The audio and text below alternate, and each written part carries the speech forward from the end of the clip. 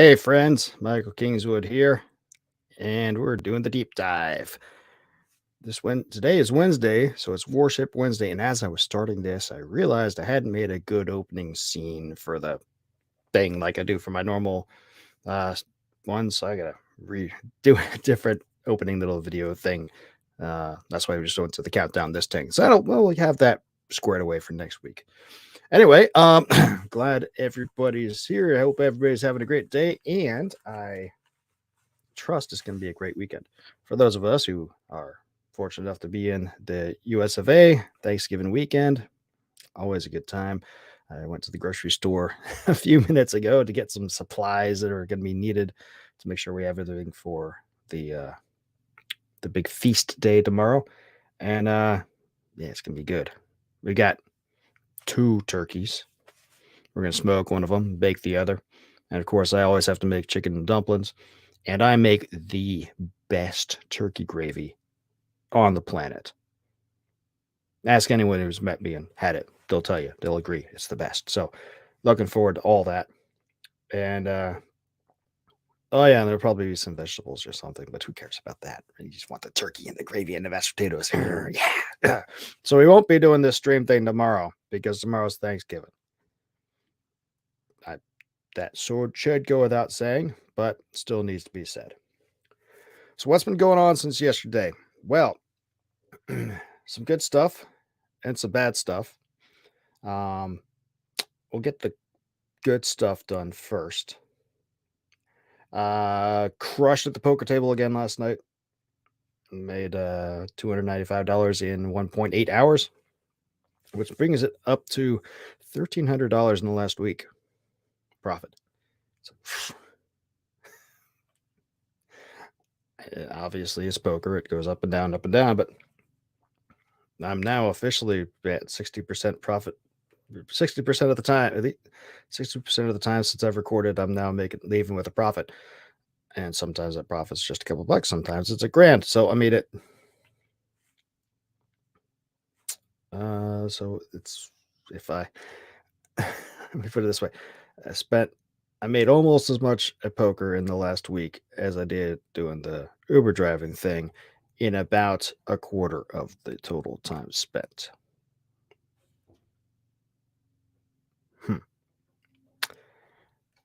Yeah, so that's gonna be an interesting way to interesting.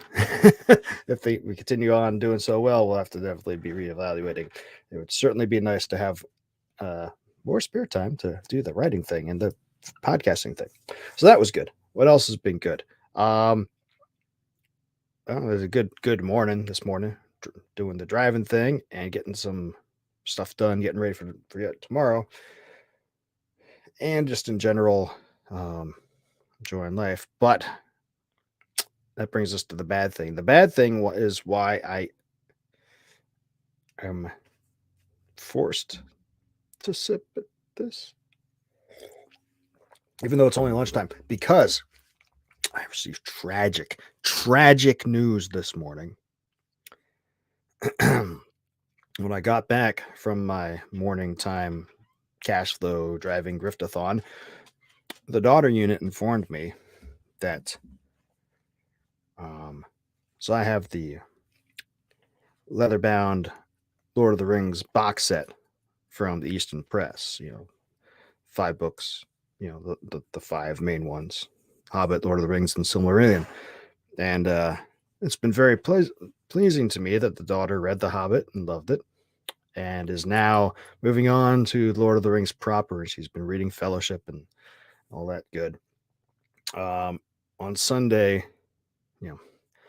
it's a battle to get the kids to go to church. And so as a way of making sure they're there, I do not object if they bring books, as long as they're good books. She brings the Lord of the Rings with her, the Fellowship. So I was like, okay, well, at least she's there. And if she's not paying full attention, she's at least soaking it in somehow. It's like pick your battles. But Grandma was in town, and afterwards we went to lunch at one of the kids' favorite places. Unbeknownst to me, daughter unit brought said leather-bound exquisite copy of Fellowship into the restaurant. And just this morning says, Dad, I can't find the book. I think I left it in the restaurant. It's Wednesday. So this is obviously a tragedy because A, the replacement costs like at least $100. B, responsibility. C, it could be any other book, but Lord of the Rings? My God, man, I must swill. I'm not really doing that, just doing that for effect. But so she is now frantically working to try to find it. And she's been tasked to call the restaurant, and there's gonna be much, much, much weeping and gnashing of teeth if we do not find it. It's a similar situation to the reason why my middle son is never going to be allowed to go to college. Not necessarily that he shouldn't go if he wants to study something useful, but no, the reason he can never go to college, which is a amplified version of what my daughter just did, is that a few years back, I was writing on my MacBook Pro. At that point in time, I think it was a almost brand new MacBook Pro, and writing one of my books, and I had a glass of wine because it was the afternoon on my desk, and I got up to go do something. I came back to find my middle son spinning around in my desk chair and get there just in time to see him knock the glass of wine over onto the laptop, and it pours everywhere. It shorts the whole thing out. It's dead. So I had to go buy a new laptop. Time value of money. That's, accelerate. He was 5 at the time. So accelerate 14 years, time value of money. That's at least a tuition to college. He can't go to college. That's what I tell him. Anyway, is what it is. So we're overcoming that tragedy of the Lord of the Rings book being missing here, and hopefully we'll be able to find it. Hopefully it was discovered in the restaurant and they're still keeping it. But if not, there will be consequences. All right, but that's not what we're here to do today. Here we're talk Warship Wednesday, the first time of talking some U.S. Navy history. We focus on submarines because that's what I did. Right. So as I mentioned the other day, when I went to junior officer, submarine officer basic course, which is the first thing that you send junior officers to, you learn after nuclear power training, you get to go, and they gave us all a copy of this book at graduation time, written by Admiral Fluckey. It's just something at the time they gave out to everybody. I don't know if they're still doing that. They should, because A, Gene Fluckey is the bomb. B, it's a pretty well written book. And C, it's about like the World War II U.S. Navy submarine force, World War II. You don't get any. I mean, the Marines, you don't get any more pivotal an era in the submarine force than World War II Japanese theater. I mean, that's just all it is to it. So so we're going to go and read through an incident here. Gene Fluckey was the CEO of the USS BARB. He's one of the submarine skippers who received the Medal of Honor for his actions, and unlike many Medal of Honor recipients, he survived and went on to stay in the Navy for a long time. He eventually became as an admiral, he became the director of submarine warfare in the Pentagon, which isn't as, I mean, it's impressive, obviously, but it isn't as like whiz bang as it sounds, because what that really means is he did budgeting for the submarine force, which is super important, but it's not like he was running operations at that point. He did enough of it in the war and subsequent that didn't need to. So we're going to talk to an incident that occurred towards the end of the war. He was actually getting towards the end of his preparing for, I think it was his last war patrol. He'd already been given the Medal of Honor, and he was getting ready to take the boat back out over the objections and some some hesitation from the brass above him because there was a general policy of, hey, we give a guy a Medal of Honor, let's not put him in harm's way because we don't want to have our heroes getting whacked, right? But he had convinced them to let him take the barb out again, and um, he was they were loading up. They'd gotten through overhaul. They're getting ready to go, and he had the idea that he wanted to bring some rockets with them, so he could do some attacks of the actual Japanese islands, and and uh, and they were waiting on those rockets to show up. Anyway, so it starts on June 4th. Um, they had they were waiting around, getting ready to load up, and an event happens, and this is the start of the event. So, and I'm going to read straight from the text. Tom King, the duty officer, came in and offered to give me a hand as I laid out charts of our Ocoast operating area. They were going to be in the Sea of Ocoast, up the northern Japanese islands. Still had a lot of information to sift through, so I told him to take the day off until late afternoon, and I would take his watch. As I was working, the gangway watch informed me that a shore patrol detachment had arrived in a jeep with Jesse Pena and wanted to turn him over to the duty officer. I went topside where one of the Marines saluted and said, "Sir, we caught this man in Waikiki. He claims his ship is the BARB." She is. Our orders, our orders are return him to his ship. Here's the report slip. I couldn't believe it. The report slip said that motor machinist mate Jesse Pena had been arrested for having his hat on the back of his head. And you drove him 15 miles back from Waikiki for that? Orders, sir. That's it. That's all. I'll take care of Pena. As I drove off, I turned to the culprit. Jesse, spill it. What did you really do? Everything. Honest, Captain, I took my camera and all I was doing was taking snapshots when those two grabbed me. Before I pushed my hat back, maybe I pushed my hat back while I was snapping. Jesse, you neither smoke nor drink. Are you pulling my leg? No, sir, I swear. I believe you. Go back ashore and keep that blasted hat on the front of your head, I said as I tore the report in two.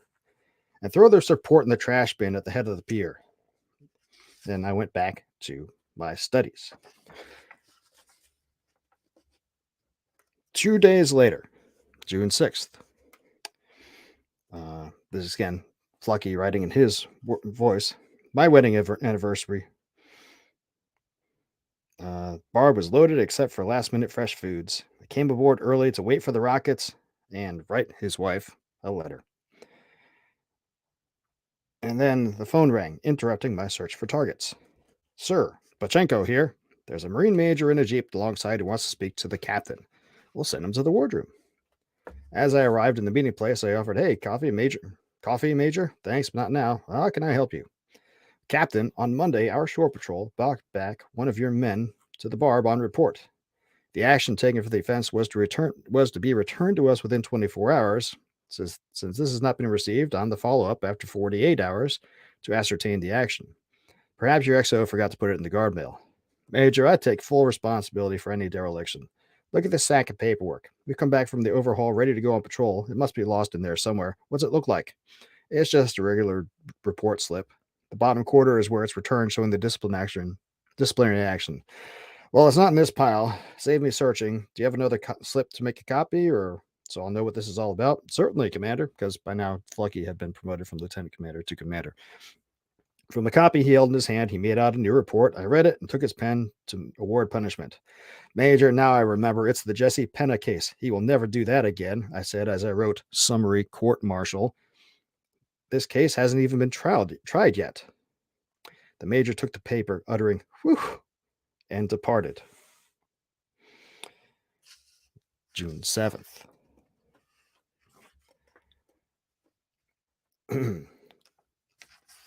On board for quarters, I heard Jim caution the crew to be on board by 0800 the next day because Barb would shove off at 1200. Anxiously, I paced the deck waiting for the rockets. He was still wanting to get his rockets to shoot at Japan.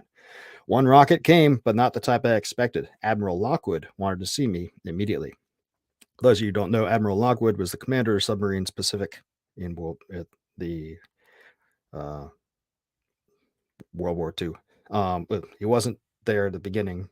I think if I remember right, he came on in the shakeup post Pearl Harbor when all the people who were kind of less than competent got replaced by competent people. Anyway, so he's getting called to see the admiral. What's up? His aide gave me a fishy eye, causing me to wonder what was up. Uncle Charlie was pacing around like a lion in a cage. Sit down, Gene. I know this will disappoint you, but I want you to go back to Guam with me. I need you there. I shook my head as I recovered from the blow. Admiral, you promised me this patrol. After this run, I'll go anywhere you want, but not now. It's not right. I put too much of my heart and soul into developing this harassment concept, and we're ready. Barb leaves tomorrow. Gene, you don't understand my position. I'm truly sorry this has to happen. I promised you this patrol against the advice of our psychiatrists. Now I know I was wrong. You can't comprehend that you're too tense. Stretching out my arm, I retorted, tense. Look at this hand. Can it be any steadier? It's steady, Gene, but don't you realize that you're too hard on your men? Too hard on my men?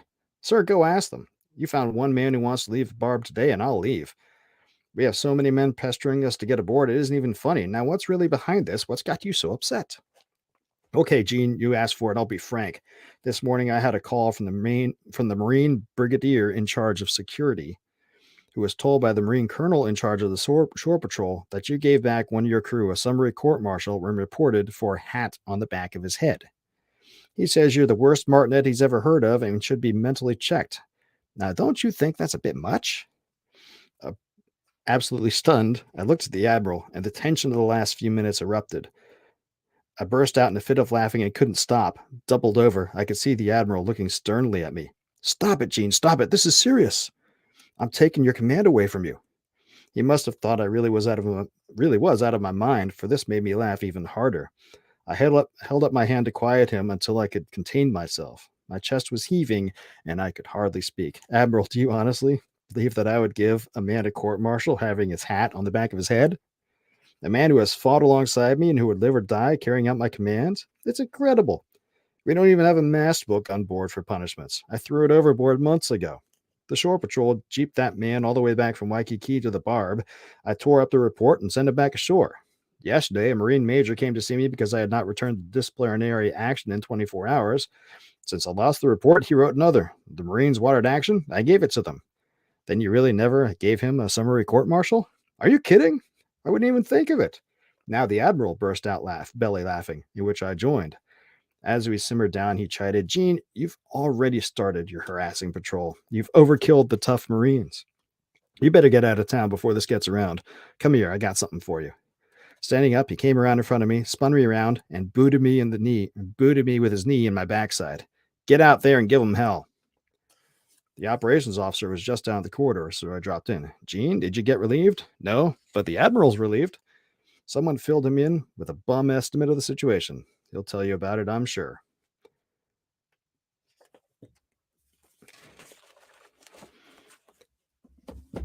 I love that story. A couple of reasons. A, it's kind of funny. But B, it illustrates this is the sort of crap you could not, no, this is the sort of awesomeness you could never get away with in the modern day Navy, U.S. Navy. It's just tossing out a report sheet because it's stupid and being sarcastic in your administrative responses. And if anything, the U.S. Navy goes much harder right on slamming people. I mean, you could argue that Flunky didn't even have a mast book, so nobody on the ship went to captain's mast, no disciplinary actions. Or there probably were disciplinary things, but he didn't dealt with it different ways. You could argue, if he hadn't been so effective, you could argue that maybe that's not entirely the right way to go, but we tend to go hard right on a lot of stuff that doesn't need it these days, just because it's admin and politics and all this stuff. This story is a harkening back to the time where there wasn't any time for BS, because they had actual war. They're actually trying to fight, ships getting actually sunk, lives actually on the line, people, and real consequences, as opposed to now where, okay, yeah, unless you're a spec war dude, going around shooting things up in the naval service, at least. This here spec war dude, or I guess a fighter pilot, is pretty much not in a wartime footing and haven't been all throughout the war on terror and all this other sort of stuff. I remember at an XO, we were doing some wardroom training and talking about how things can get tense. And he was like, "Gents, I've been in combat. I know how hard it can be. Things get stirred up, and uh, it's easy to lose it. So we got to train hard now." I'm like, I didn't call him out in front of the whole the rest of the wardroom, but I'm thinking, XO, you were on a submarine in the Red Sea that shot Tomahawk missiles into Iraq. That's not combat. Nobody's shooting back at you. There's the only risk you had was, oh, maybe it might screw up the launch order, or you might run into a ship because there's so many ships out there. But I mean, that's not combat. There's no, but but we put on airs like it is because, um, well, for obvious reasons. But that sort of incident that would just read that Flucky described, it would probably get him fired these days, which is unfortunate because that's really the kind of no BS, don't have time for BS, cut into the chase, and really crew morale sort of thing that you want in a good skipper. But there's a reason why he was the best. So thought that would be fun to share. We'll have more anecdotes from the BARB, some anecdotes from Ironsides, and other stuff going ahead, and other fun Navy historical tales as I come across them. And maybe I'll even share a sea story of two of mine. I don't have too many interesting ones. I probably do. Not sure how many are printable. But anyway, I guess let me know what you thought of that. If you which A, Flucky's pros, B, and the whole situation. I mean, the Marine Brigadier called him a martinet, but I mean, and really, you're writing a dude up for having a hat wrong, really? I That's Shore Patrol has a job to do. They gotta make sure that guys aren't being ruffians and not causing problems in town with the townsfolk and what have you. And but I mean, there's that's taking it a little far. And I think in reality, Flucky reacted completely appropriately to it. That sort of reaction would not fly today, just because of political stuff, and it's unfortunate. Okay, I'm out. I will not be back tomorrow because Thanksgiving. Probably be back Friday and Saturday. We will actually have Story Saturday for real this week because I don't have an excuse not to. All right. Thanks very much. Talk to you later.